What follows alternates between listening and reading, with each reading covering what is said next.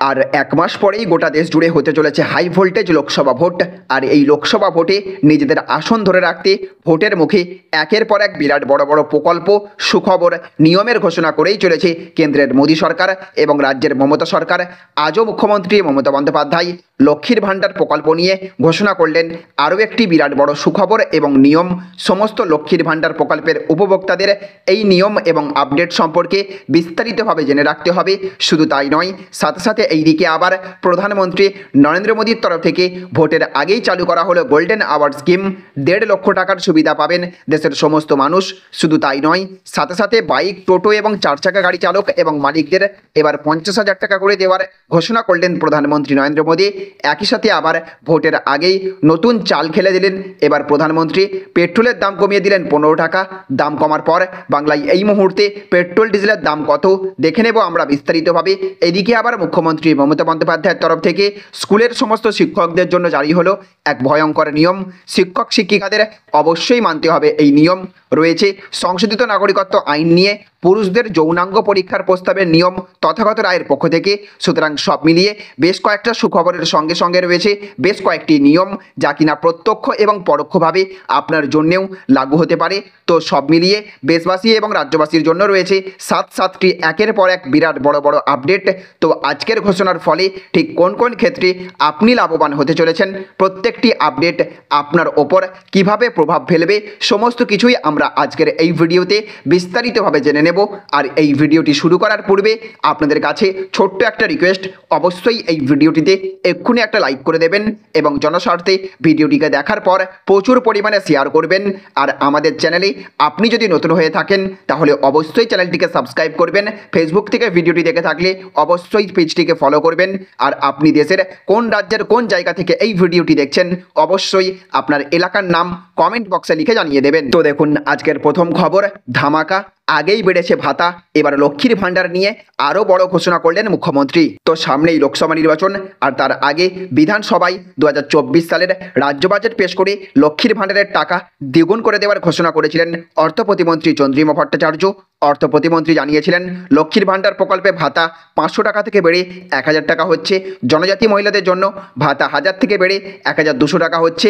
ভোটের মুখে রাজ্য সরকারের সবচেয়ে জনপ্রিয় প্রকল্প লক্ষ্মীর ভাণ্ডারের মাসিক অনুদান বাড়ানোর ঘোষণা করে রাজ্যের মহিলাদের মুখে হাসি ফুটিয়েছিল মমতা সরকার।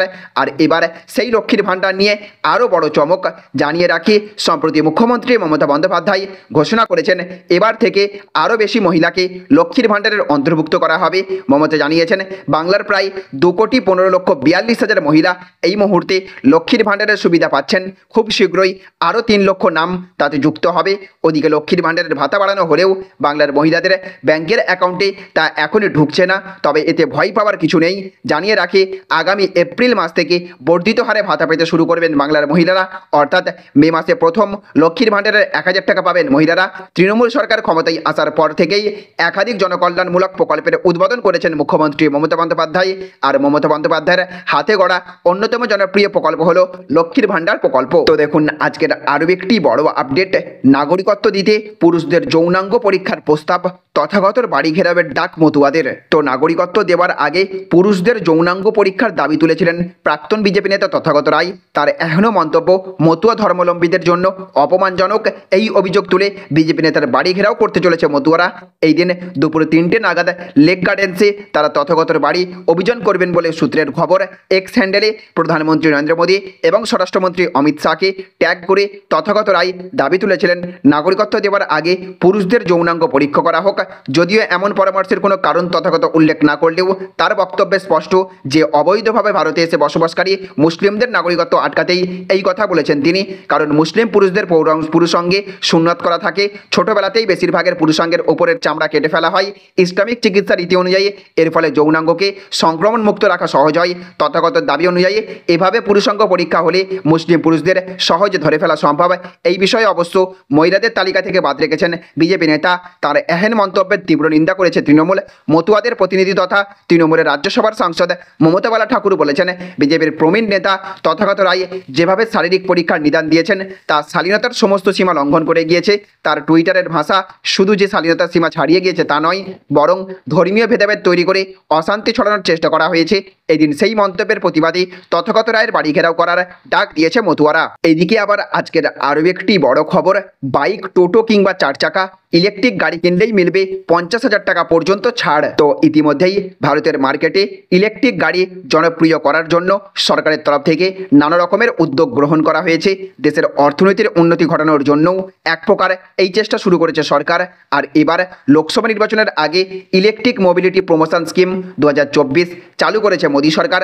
আর এই প্রকল্প আগামী 1 এপ্রিল থেকে শুরু হবার কথা রয়েছে। তবে মোদী সরকারের অন্যান্য প্রকল্পগুলো যেমন দীর্ঘমেয়াদী হয়, কিন্তু এটি অল্পমেয়াদী যোজনা হিসেবে ঘোষণা করা হয়েছে। তবে এই যোজনার অল্পমেয়াদী হলেও এই প্রকল্পের জন্য মোটা অঙ্কের টাকা বরাদ্দ করা হয়েছে। এই প্রকল্পের জন্য আনুমানিক 500 কোটি টাকা বরাদ্দ করবে সরকার।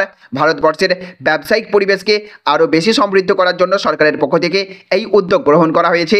কারণ সরকার এখন মূলত চাইছে ধীরে ধীরে দেশের সাধারণ মানুষকে ইলেকট্রিক যানবাহনের দিকে আরও বেশি অগ্রসর করা যায়। পরিবহন মন্ত্রকের তরফ থেকে দ্রুত যত সম্ভব দূষণ নিয়ন্ত্রণে আনার চেষ্টা করা হচ্ছে। তাই দেশে ইলেকট্রিক গাড়ির সংখ্যাও বাড়াতে চাইছে সরকার। মোদী সরকারের এই নতুন প্রকল্পে ইলেকট্রিক গাড়ি শিল্পের সঙ্গে যুক্ত ব্যক্তিরা আরও বেশি উৎসাহিত হবেন। সরকারের তরফ থেকে জানানো হচ্ছে প্রতিটি ইলেকট্রিক 2 চাকার গাড়ির জন্য 10,000 টাকা সাহায্য করা হবে। আর ইলেকট্রিক রিক্সা এবং ইলেকট্রিক কার্টের মতো ছোট 3 চাকার গাড়ির ক্ষেত্রে 25,000 টাকা ভর্তুকি দেওয়া হবে। আর বড় 4 চাকার গাড়ির ক্ষেত্রে 50,000 টাকা ভর্তুকি দেওয়া হবে। তো দেখুন আজকের আরও একটি বড় আপডেট, দুর্ঘটনায় প্রাণ বাঁচাতে কেন্দ্রের নতুন প্রকল্প, মিলবে 1.5 লক্ষ টাকার কভারেজ। তো বিপদ কাউকে বলে কয়ে আসে না, তাই আগে থেকে তার জন্য তৈরি থাকা সম্ভব নয়। তবে এখন থেকে দুর্ঘটনায় আহতরা বিনা চিকিৎসায় মারা যাবেন না, অভাবের কারণে মৃত্যু হবে না কোনো দুর্ঘটনাগ্রস্ত মানুষের। এই সমস্ত মেটানোর জন্য কেন্দ্রীয় সরকার নিয়ে এসেছে এমন একটি বিমা প্রকল্প যা অসহায় দুর্ঘটনাগ্রস্ত মানুষদের পাশে দাঁড়াবে। এই বিমা প্রকল্পের আওতায় থাকা মানুষেরা দুর্ঘটনার কবলে পড়লে অনেক টাকা আর্থিক সাহায্য পেতে পারেন, যাতে তিনি অন্তত তার প্রাথমিক চিকিৎসার কাজ বিনামূল্যে করাতে পারেন। দুর্ঘটনাগ্রস্ত মানুষদের বাঁচাতে তৎপর মোদী সরকার। তথ্য সূত্রে জানা গেছে লোকসভা ভোটের আগে তিনি নিয়ে আসতে চলেছেন গোল্ডেন আওয়ার স্কিম নামে এমন এক বিমা প্রকল্প, যেখানে বিনামূল্যে 1.5 লাখ টাকা অবধি চিকিৎসার সুযোগ পাবেন সাধারণ নাগরিক তথা দুর্ঘটনাগ্রস্ত ব্যক্তি। তবে এই সুযোগ পাওয়ার জন্য দুর্ঘটনা ঘটার 7 থেকে 8 দিনের মধ্যেই হাসপাতালে যোগাযোগ করতে হবে ওই ব্যক্তিকে। পথ দুর্ঘটনায় আহত কোনো ব্যক্তিকে বাঁচাতে গেলে তৎক্ষণাৎ তার চিকিৎসা শুরু করা প্রয়োজন। দুর্ঘটনার ঘটার পরবর্তী 1 ঘন্টা খুবই গুরুত্বপূর্ণ একটা সময়, ডাক্তারি ভাষায় একে বলে গোল্ডেন আওয়ার। এই সময়টির কথা মনে রেখেই নতুন এই কেন্দ্রীয় প্রকল্পটির নামকরণ করা হয়েছে গোল্ডেন আওয়ার স্কিম। তথ্যসূত্রে জানা গিয়েছে মোদী সরকারের এই নতুন প্রকল্পের জন্য এক বিমা কোম্পানি 100 কোটি টাকা আর্থিক সাহায্য করবে। আপাতত হরিয়ানা এবং চণ্ডীগড়ে এই প্রকল্প চালু করা হবে। স্বাস্থ্য মন্ত্রকের এক পদস্থ আধিকারিক জানিয়েছেন আয়ুষ্মান ভারত প্রকল্পের অন্তর্গত হাসপাতালগুলিতেই নতুন এই গোল্ডেন আওয়ার স্কিমের সুবিধা পাবে সাধারণ মানুষ। তিনি আরও বলেছেন 2022 সালে দুর্ঘটনায় মৃতের সংখ্যা ছিল 1,68,000। এই সংখ্যাটাকে কমানোর জন্যই নতুন এই উদ্যোগ নিয়েছে কেন্দ্রীয় সরকার। ভবিষ্যতে আরও অনেক হাসপাতালকে আয়ুষ্মান ভারত প্রকল্পের সাথে যুক্ত করার ইচ্ছা রয়েছে সরকারের। শুধু তাই নয়, প্রয়োজনে নতুন এই গোল্ডেন আওয়ার স্কিমের টাকাও বৃদ্ধি করা হতে পারে বলে জানিয়েছেন তিনি। তো দেখুন আজকের আরও একটি বড় আপডেট, 15 টাকা দাম কমলো পেট্রোলের, কত হলো জানেন? বাংলায় দাম রইল তালিকা। তো সামনেই লোকসভা নির্বাচন, ভোটের মুখে প্রতি লিটারে 2 টাকা করে দাম কমিয়েছে নরেন্দ্র মোদী সরকার। পেট্রোল এবং ডিজেল ইতিমধ্যেই কার্যকর হয়েছে নয়া দাম। এই সিদ্ধান্ত কিছুটা হলেও স্বস্তি দিয়েছে সাধারণ মানুষকে। কিন্তু জানেন দেশের আরেক প্রান্তে লাক্ষাদ্বীপে এক ধাক্কায় 15 টাকা দাম কমেছে পেট্রোলের। ভোট ঘোষণার আগেই নয়া এই সিদ্ধান্ত কার্যকর করা হয়েছে, আর তাতে অনেকটাই সেখানে দাম কমেছে জ্বালানির। যদিও ভোটের মুখে মোদী সরকার জ্বালানির দাম 2 টাকা কমালেও এখনও অনেক শহরে চড়া দামে বিকোচ্ছে পেট্রোল এবং ডিজেল। 100 টাকার উপরে রয়েছে দাম, আর সেই তালিকায় রয়েছে পশ্চিমবঙ্গের নামও। এমনকি অন্ধ্রপ্রদেশ, বিহার, তেলেঙ্গানা, কেরলেও জ্বালানির দাম আকাশ ছোঁয়া হয়ে আছে। তো দেখুন আজকের অন্তিম আপডেট, ক্লাসে ফেসবুক দেখেন, মোবাইল নিয়ে ফের স্কুলের স্যারেদের বড় নির্দেশ শিক্ষা দপ্তরের। তো ক্লাসরুমে যাতে স্কুল শিক্ষকরা মোবাইল ব্যবহার করা থেকে বিরত থাকেন সেই ব্যাপারে বারবার শিক্ষা দপ্তরের তরফে বলা হয়েছে, কিন্তু সর্বত্রকে সেই নিয়ম মানা হচ্ছে। তবে এবার এই নিয়ে কড়া অবস্থান নিচ্ছে পশ্চিমবঙ্গের স্কুল শিক্ষা দপ্তর। গত বছরের ডিসেম্বর মাসের শেষ দিকে এই নিয়ে নির্দেশিকা জারি করেছিল স্কুল শিক্ষা দপ্তর, কিন্তু তারপরেও এই প্রবণতা পুরোপুরি দূর করা যায়নি। সেক্ষেত্রে ফের এই নিয়ে বিভিন্ন স্কুল কর্তৃপক্ষের কাছে অনুরোধ করছে স্কুল শিক্ষা দপ্তর। সূত্রের খবর, জলপাইগুড়ির একটি স্কুলে সারপ্রাইজ ভিজিট করেছিলেন বিচারপতি বিশ্বজিৎ বসু। তারপরেই এই নিয়ে নড়েচড়ে বসে স্কুল শিক্ষা দপ্তর। সেই সঙ্গেই শিক্ষা দপ্তরের নির্দেশ, প্রধান শিক্ষকের অনুমতি নিতে হবে ছুটির জন্য। ডিসেম্বর মাসের সেই নির্দেশিকায় বলা হয়েছিল যাতে আগামী শিক্ষাবর্ষ থেকে এই নিয়মগুলি কড়াভাবে প্রয়োগ করা হয়। এদিকে অধিকাংশ স্কুলেই পরীক্ষা শেষ, দিন কয়েকের মধ্যেই শুরু হবে নতুন শিক্ষাবর্ষ। সেক্ষেত্রে এবার সেই নির্দেশিকাকে মেনে চলার ব্যাপারে বলা হচ্ছে। স্কুল বসার অন্তত 10 মিনিট আগে স্কুলে শিক্ষকদের পৌঁছে যাওয়ার ব্যাপারে বলা হয়েছে। সেই সঙ্গেই ক্লাসে মোবাইল ব্যবহার থেকে যাতে স্কুল শিক্ষকরা বিরত থাকেন সেই ব্যাপারেও নির্দেশ দেওয়া হয়েছে। সেই নির্দেশিকায় বলা হয়েছে স্কুল চত্বরে পড়ুয়াদের স্মার্টফোন, মোবাইল আনার ক্ষেত্রে নিষেধ করা হচ্ছে। ক্লাসরুমে বা ল্যাবরেটরিতে যাতে স্কুল শিক্ষকরা মোবাইল থেকে বিরত থাকেন সেই ব্যাপারে অনুরোধ করা হয়েছে। যাতে পড়ুয়াদের মন অন্যদিকে না চলে যায়, সেই জন্যই শিক্ষকদের মোবাইল ব্যবহার থেকে বিরত থাকা দরকার। এমনকি ক্লাসরুমের মধ্যে স্মার্টফোন অথবা ব্লুটুথ ডিভাইস যাতে ব্যবহার করা না হয় সেটা নিশ্চিত করার ব্যাপারেও বলা হয়েছে। তাহলে ফ্রেন্ডস, বুঝতে পারলেন, এই ছিল আজকের কয়েকটি গুরুত্বপূর্ণ আপডেট। এই ভিডিওটি আপনাদের যদি ভালো লেগে থাকে তাহলে অবশ্যই ভিডিওটিতে এক্ষুনি একটা লাইক করবেন এবং অবশ্যই ভিডিওটিকে রাজ্যের সমস্ত মানুষের কাছে শেয়ার করে সকলকে জানার সুযোগ করে দেবেন। ভালো থাকবেন, সুস্থ থাকবেন। Thank you friends, thank you for watching.